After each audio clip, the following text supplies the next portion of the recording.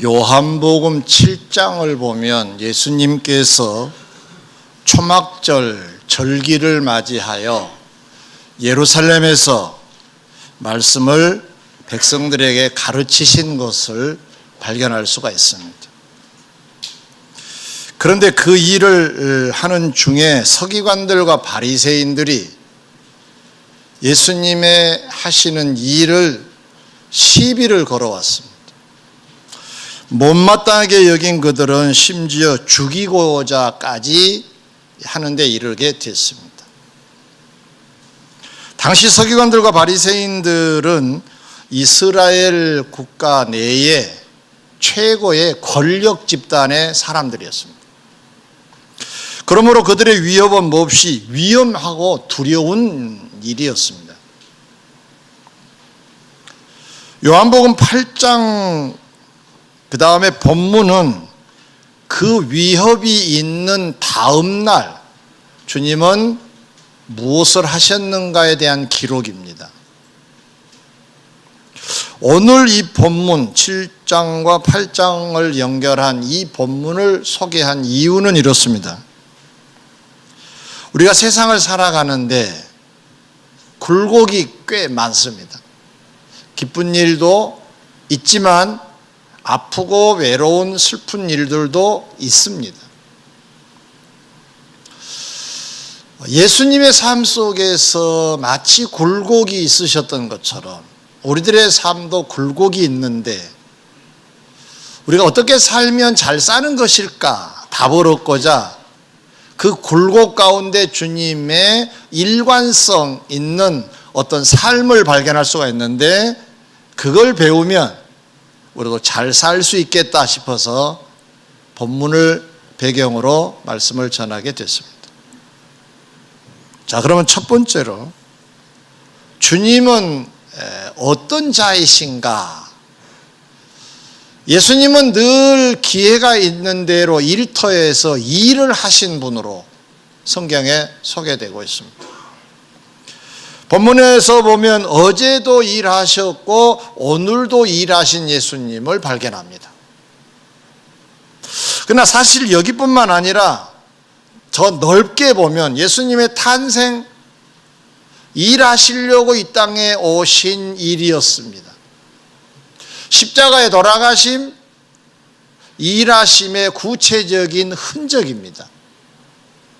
예수님이 부활 승천하셔서 보좌 우편에 앉으셨다라고 하셨는데 그것까지도 사실은 우리를 위하여 기도하시는 중이라 했으니 일하신 예수님을 발견합니다. 그 주님은 일터에 가셔서 일하신 삶을 사신 분 이렇게 정리할 수 있겠습니다. 그런데 자세히 들여다보면 우리들에게 생생하게 교훈이 되는 특징 몇 가지가 있습니다. 자, 그건 첫 번째로 예수님은 어제도 충분히 어려우셨지만 오늘 다시 일터에 서 계시면서 일하신 걸 볼 수가 있습니다. 어제 어려웠는데 오늘 또다시 그 일을 하고 계셨다는 말씀입니다. 예루살렘 성전에서 주님이 일하신 내용은 뭐냐? 말씀을 가르치신 건데 그 말씀의 핵심 주제가 뭐냐? 율법을 가르치고 있으면서도 율법을 어기고 있는 서기관들과 바리새인들을 정조준하셨습니다. 그렇게 하면 안 된다. 이렇게 살아야 된다라고 말씀하셨습니다. 이 말씀을 받은 그들은 흥분할 수밖에 없었고 그래서 예수님을 제거할 목적으로 죽이고자까지 하는데 이르게 됐다는 것입니다. 그런데 8장 2절에 보면 아침에 다시 성전으로 들어오시니 백성이 다 나아온지라 앉으사 그들을 가르치시더니 라고 하세요. 다시 그곳 그 일터에서 일하고 계신 주님 마치 어제는 없으셨던 분처럼 오늘 새롭게 출발하는 예수님의 모습을 발견합니다. 어제의 고난, 어제의 위협, 아슬아슬했던 지난 시간들을 전혀 기억 못한 사람처럼 오늘을 임하고 계시는 주님. 한마디로 정리를 하면 일에 집중하신 주님, 이렇게 정리할 수가 있겠죠. 요한복음 11장에 보면 또 다른 일인데, 역시 유대지방에서 복음을 전하시다가 유대인들이 돌로 치려 하여 그곳을 잠시 피하셨어요. 그래서 인근 마을에 가 계셨는데, 평상시에 주님이 늘 사랑으로 교제하는 나사로 집에서 연락이 왔어요. 나사로가 병들어 죽어간다고 하는 소식을 접하게 됐습니다. 중간에 여러 일이 있었지만은 그 끝 무렵에서 예수님이 제자들 보고 이렇게 말씀하십니다. 유대로 다시 가자. 그러자 제자들의 반응이 놀랍습니다. 주님, 며칠 전에도 우리가 돌에 맞아 죽을 뻔하지 않았습니까? 그곳으로 다시 가요? 그럼 죽으러 가는 건데요. 어떤 제자는 약간 꼬면서 이렇게 얘기합니다. 죽으러 가자 그러면서 따라 나서는 장면도 있습니다. 이처럼 주님은 지난 날 어려웠었지만 일 때문에 어려우셨음에도 불구하고 다시 일터에 서셔서 일하고 계신 것을 발견합니다. 분명히 어려웠었는데 또 일을 하시면 어려울 수도 있는데 개의치 않고 일터에 서셔서 일하신 예수님. 사랑하는 성도 여러분, 우리도 할 일들이 많지요. 가정에서 할 일도 있지요. 또 직장에서 할 일이 있고, 또 하나님 백성으로서의 할 일도 있지요. 꼭 교회에서만이 아니라 하더라도.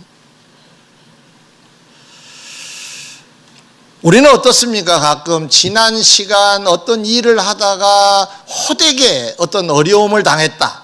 그러면 그 일을 하고 싶지 않을 수 있어요. 근데 예수님은 개의치 않으셨다는 거예요. 이거 오늘 배울 초점 중에 하나예요. 분명히 일 때문에 어려우셨어요. 근데 그 일을 다시 하고 계세요. 저는 이번 명절에 고향은 못 가고 차 이동만 TV에서 봤습니다. 가는 길이 복잡하고 또 귀경 때는 오는 길이 복잡하고, 야간에 보니까 불빛 행렬이 대단하더라고요. 순간 이런 생각이 들었습니다. 야, 저 사람들은 위대하다. 갑작스럽게 그런 생각이 들었어요. 그 중에 여러분도 계셨겠지만. 왜냐하면 다시 서울로 오셔서 일터에 가시려고 오신 거잖아요. 분명히 지난 시간들 속에 어려움도 분명히 있으셨을 건데 전혀 관계없는 사람처럼 달려오신 모습이 숭고하기도 했습니다. 아, 존경스럽다. 동시에 이런 생각을 하게 됐습니다. 우리도 언젠가 누군가가 우리를 바라볼 때, 야, 다시 일터에 서셨네요. 그 일 때문에 많이 힘드셨는데 또다시 일터에 서셨네요. 특별히 주의 일터에 서셨네요 라고 한다면 그들이 존경하고 위대하다고 해주지 않을까, 그런 자가 되도록 우리가 살아야 되지 않을까 하는 생각을 하게 됐습니다. 어려웠음에도 불구하고 일터에 서신 예수님, 그 예수님을 닮으시기를 주의 이름으로 축원합니다. 두 번째로, 이번에 예수님의 일은 어려움이 예상이 될 때도 일터에 서셨습니다. 과거는 그렇다 치고 앞으로 또 어려움이 예상이 된다. 이거 어렵습니다. 그걸 어떻게 헤쳐나가려고, 그래도 괜찮겠지 하면서 보통 일하기 쉬운데 어려움이 딱 예상이 된다. 그러면 이게 손 놓기 쉽습니다. 아니나 다를까 서기관들과 바리새인들이 현장에서 가늠하다가 잡혀온 한 여인을 가운데 두고 예수님을 고발할 조건을 찾고자 시험이 시작이 됐습니다. 고약한 일이 생긴 거예요. 강도가 세진 그들의 위협을 예상 못하신 분은 아니신데도 일터에 다시 서셔서 그 일을 하셨다. 이게 오늘 두 번째 특징이고 배울 부분입니다. 곧 어려울 것이니 일을 못하겠다는 것이 아니시라는 얘기죠. 어려움이 충분히 예상이 되지만 그것은 그거고 나는 일을 해야 된다 라는 자리에 서셔서 일하고 계신 예수님.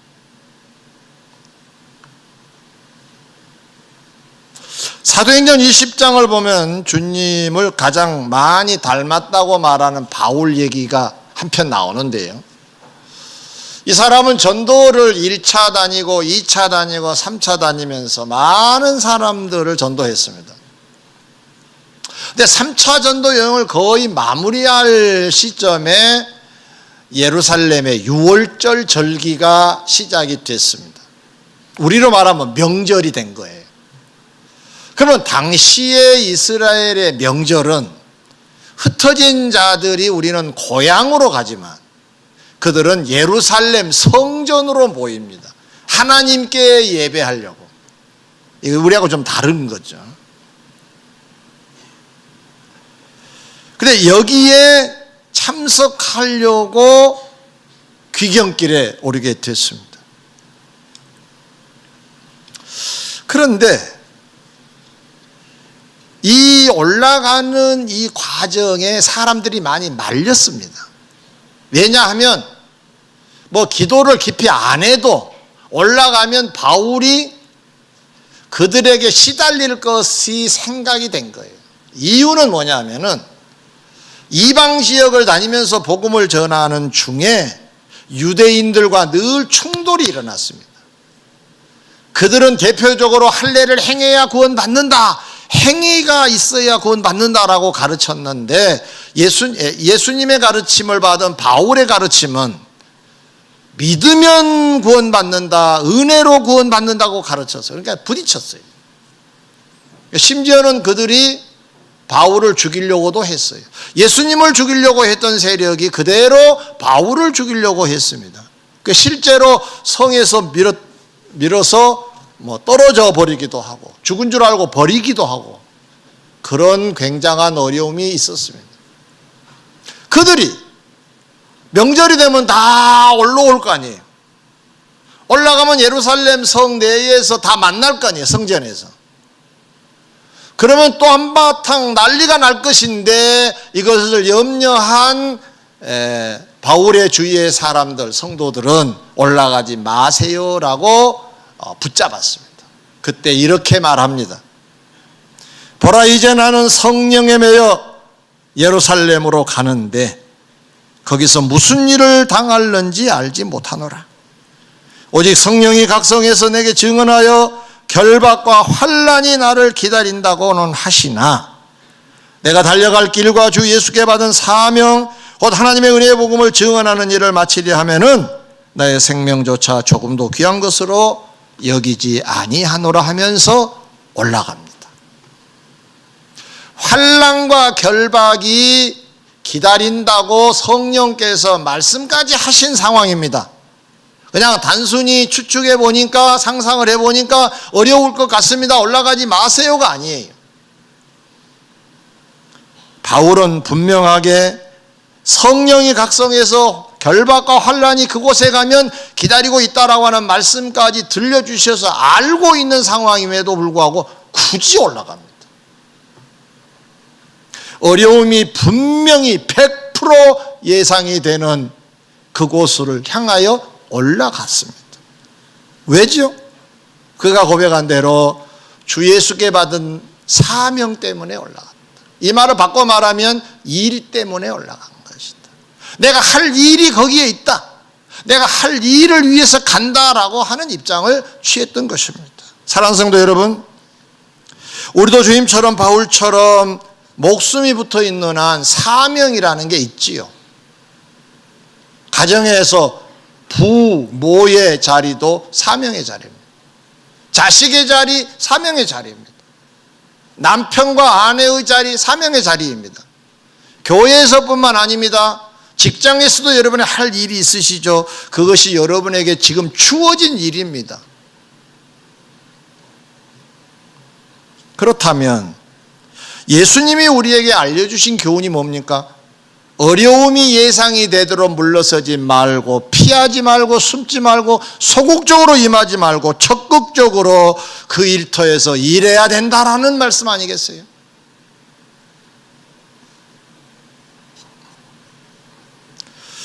여러분은 그동안에 어떻게 살아오셨습니까? 어려움이 예상이 되면 피하셨나요? 그래서 어디까지 피해 보셨습니까? 혹시 자녀들이 어려움이 예상이 된다고 피하는 자가 있나요? 그래서 뭐라고 교육하십니까? 피하면요, 또 다른 게 생깁니다. 그러면 이렇게 돌고 돌면 결국은요, 본인 스스로가 자신을 싫어하는 단계에 이르게 됩니다. 그러면은 희망적이지 않습니다. 뚫고 나가는 것을 말씀해 주셔야 됩니다. 어려움이 예상이 되더라도 나가도록 가르쳐야 됩니다. 그리고 우리가 그렇게 살고 있어야 됩니다. 어렵다고 피해버리거나 숨어버리면 일도 못할 뿐만 아니라 다른 일도 만나면 일이라는 게 다 어려움이 포함되어 있는 거거든요. 그러면 다 포기할 거 아니에요. 그럼 인생 어떻게 되겠습니까? 저 친구 중에 직장을 1년에 한 2차례 바뀌는 친구가 있어요. 좀 멀리 사귀는 친구인데, 근데 그 끝이 별로 좋지 않더라고. 재주는 좋아서 딱 덜컥 일은 일터에는 서는데 못 견딘 거예요. 꾸준히 일하신 여러분을 보면 참 존경스럽습니다. 거기 참 어려움도 많이 있었을 건데, 그렇죠? 네. 근데 이것이 예수님 정신이에요. 예수님도 그렇게 사신 거예요. 어려움을 극복하는, 그러면서 하셔야 될 일을 하고 계셨던 예수님, 바울도 그랬다고 하지 않습니까?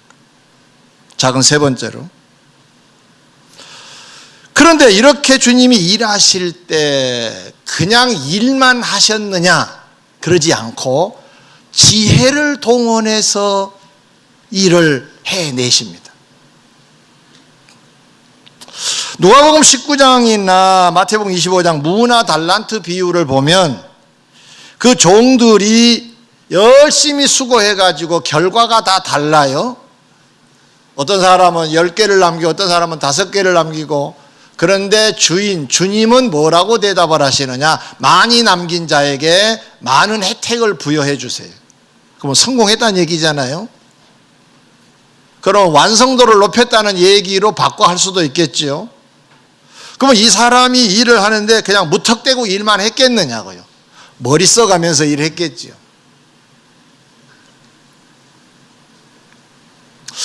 제 표현으로 해보면은 순간순간 지혜롭게 일을 처리해서 그렇게 완성도를 높이지 않았을까라는 생각을 해봅니다. 자, 오늘 본문 얘기로 돌아와 보면 본문의 서기관들과 바리새인들이 예수님의 일을 방해하기 위해서 현장에서 가늠한 한 여인을 데리고 왔습니다. 그리고 이렇게 예수님께 말씀을 전합니다.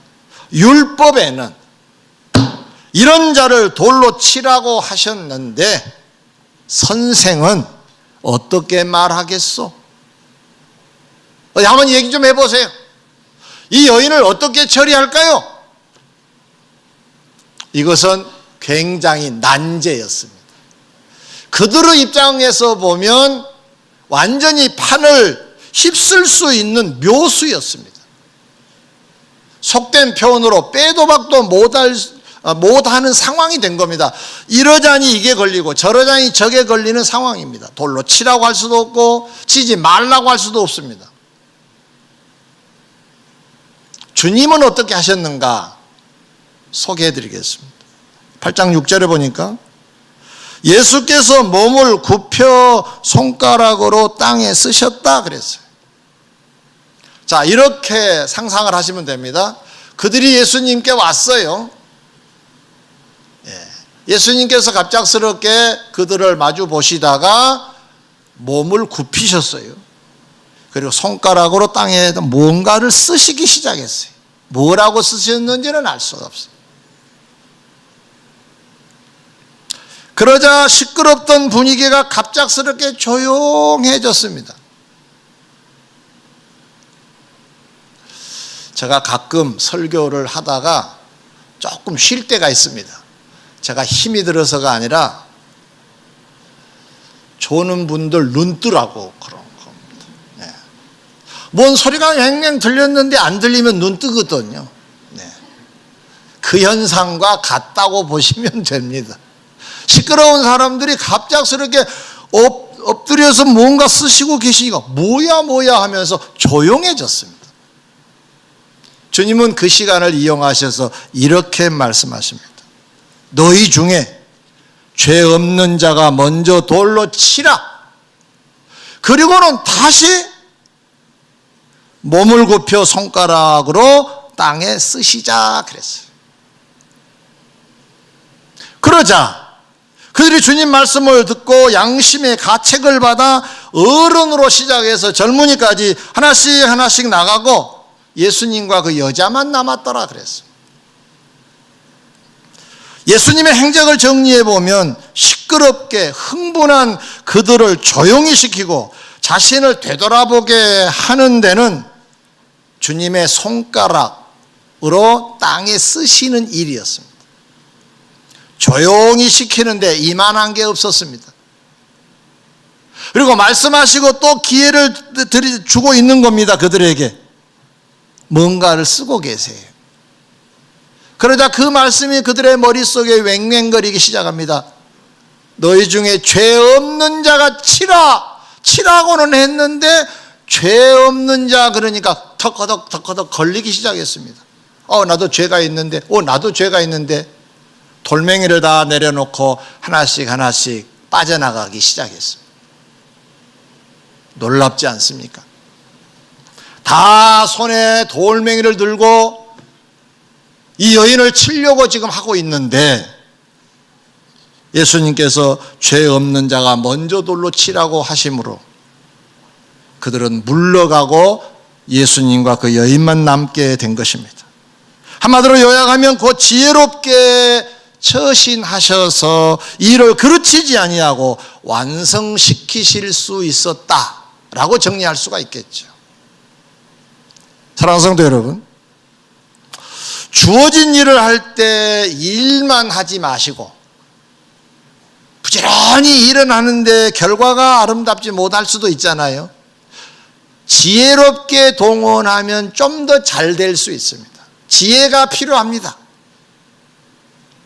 가정의 경영도, 회사의 경영도, 사원으로서의 삶도, 교회의 성도로서의 삶도 조금씩 지혜를 동원하면 좀 더 좋은 신자, 좋은 가족, 좋은 사회의 한 일원이 될 수 있을 것입니다. 여러분 모두 다 지혜로 여러분의 삶을 잘 풀어가시기를 주의 이름으로 권면합니다. 크게 두 번째로, 이렇게 전천후로 일을 하신 주님은 어떻게 이런 일로 마무리가 되도록 가능했을까? 오늘 핵심 주제입니다. 어떻게 해서 이렇게 가능했을까? 어려웠었는데도 일할 수 있으셨을까? 어려움이 예상이 될 때도 어떻게 그 일을 가능하게 하셨을까? 어떤 난제를 만났을 때 어떻게 지혜롭게 하실 수가 있었을까? 몽땅 해답이 되는 내용이 하나 있습니다. 먼저 답을 드리기 전에 예수님과 성경에 기록된 우리들의 모습을 먼저 찾아보도록 하겠습니다. 요한복음 4장에 보면 예수님은 유대를 떠나 갈릴리로 가시고자 했다 했습니다. 출발을 했어요. 그리고 중간에 사마리아라고 하는 성읍을 통과하게 됐습니다. 그 사마리아의 시의 한 성읍에 해당되는 수가라는 성에 오시게 됐는데 거기에 6시쯤 되었더라 그랬어요. 우리나라 시각으로 말하면 낮 12시입니다. 제자들은 점심 때문에 그랬는지 동네로 뭘 사러 갔고 예수님 혼자 계셨는데 어디에 계셨느냐 봤더니 우물 곁에 피곤하여 앉으셨더라 라고 되어 있습니다. 피곤하셔서.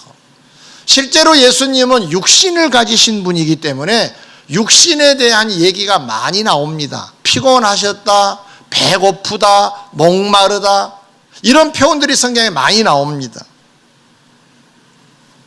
예수님은 심신이 피곤하실 때도 있으셨겠지요. 그렇다고 하면 육신을 가졌으니까. 또 지금 피곤하다고 하시잖아요. 또 다른 예를 하나 더 듭니다. 에베소서 5장 18절에 보면 술 취하지 말라 이는 방탕한 것이니 오직 성령으로 충만함을 받으라. 이 말씀은 성도는 그냥 성도로 살면 건강하게 신앙생활을 못한다 그런 말입니다. 그럼 어떻게 해야 건강하게 신앙생활을 왕성하게 잘할 수가 있느냐? 성령 충만함을 받아야 된다는 거예요. 그러면 이 두 내용, 육신, 심신이 피곤하기도 하고 영적으로 약해지기도 한다 이렇게 정리를 할 수가 있겠죠. 왜냐하면 이거 약하니까 성령 충만함을 받으라는 얘기잖아요. 그런데 이 두 가지 문제를 해결하시는 예수님의 행적이 오늘 본문에 기록되어 있습니다. 7장 53절로 8장 1절에 보면 이렇게 되어 있습니다. 다 각각 집으로 돌아가고 예수는 감람산으로 가시니라 그랬어요. 감람산은 어디에 있느냐 하면 예루살렘 동쪽 언덕을 말합니다. 그때는 산으로 감람나무가 많이 있는 산으로 형성이 되어 있습니다. 보통 구릉이라고도 하지요. 지금 이 감람산에 해당되는 그곳에 올라가 보면 바로 밑으로 예루살렘 시가지가 보이고 예루살렘 성전이 보입니다. 지금은 한쪽 일부만 감람나무로 형성이 되어 있습니다. 그때만 하더라도 감람나무로 다 뒤덮여 있었다고 그러면. 그러면 이곳으로 가셨다는 거예요. 다 각각 집으로 돌아가고 예수는 감람산으로 가시니라. 그러면 이 두 가지 문제가 해결되는 답이 이 속에 들어 있습니다. 심신이 피곤하실 때 그러면 감람산으로 가셨다는 얘기가 되고 성령 충만을 위하여서 감람산으로 가셨다는 얘기가 됩니다. 그러니까 지혜롭게 처신하셨고 능력을 발휘할 수 있는 자가 되셨다는 얘기인데 그러면 이곳에서 뭘 하셨을까? 두 가지를 하신 것입니다. 감람산에서 하신 일은 첫째는 뭐냐? 쉬셨습니다. 여러분, 건강하게 롱런 하시려면 육신을 호되게 고달프게 해서는 안 됩니다. 조금 쉬어야 됩니다. 쉬는 시간이 있어야 됩니다. 쉬지 아니하면 육신은 한계에 부딪힙니다. 능률도 오르지 않습니다.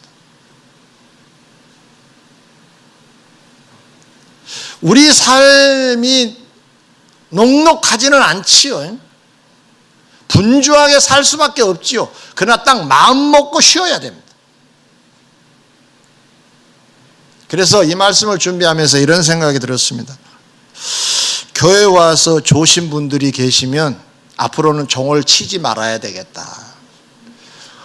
쉬는 시간이구나. 그렇게 생각을 해야 되겠다. 이런 생각이 들었어요. 이게 또 언제 변할란가는 잘 모르지만 생각이 들을 정도입니다. 피곤한 거예요, 여러분.